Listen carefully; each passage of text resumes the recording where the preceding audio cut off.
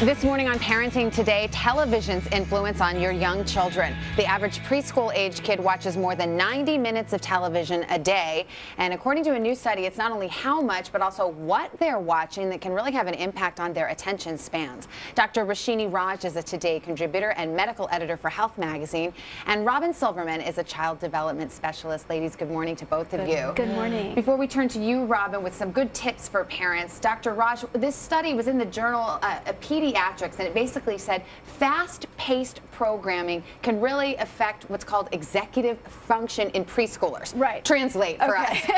All right, so executive function is a collection of skills that really govern how we behave and our abilities. It involves working memory, inhibition regulation, delayed gratification, problem solving, all the things we really need to function well. And in this study, they looked at 60 4-year-olds. They broke them into 3 different groups, where basically one group was watching quote-unquote fast-paced television, one group was watching slower-paced, more realistic television, and the third group was just drawing. And what did they find after that? So they found after 9 minutes of one of these activities that the executive function was decreased in the group that watched the fast-paced television, but not affected in the group that either watched the slower-paced or did the drawing. Are we talking about long-term impact there? Well, that's the interesting question. This study only looked at the immediate time after they watched the television. But, you know, the question is, does this have long-term effects? And other studies have certainly shown television watching for children can affect long-term school performance, attention problems, even lead to obesity. So, you know, there's a very good chance that these results would be extrapolated. So the bottom line from the study is that it's not just quantity of television, but quality. I mean, Robyn, how would you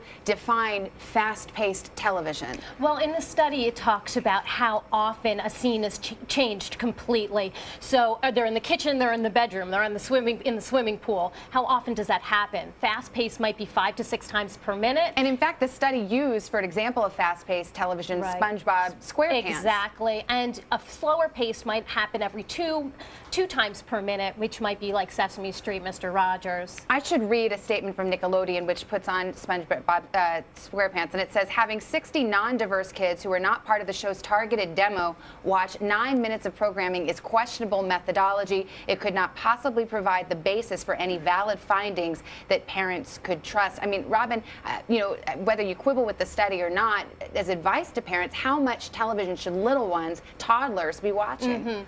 Well, we are told that they should not be watching any more than 2 hours of high-quality television per day, and they really are watching a lot more than that. My question is really what parents should do to kind of build this executive function. Right. What are some tips you might have? So, good old-fashioned play, get them out there, imagination, creativity, get them listening to directions, following all the way to the end of a goal.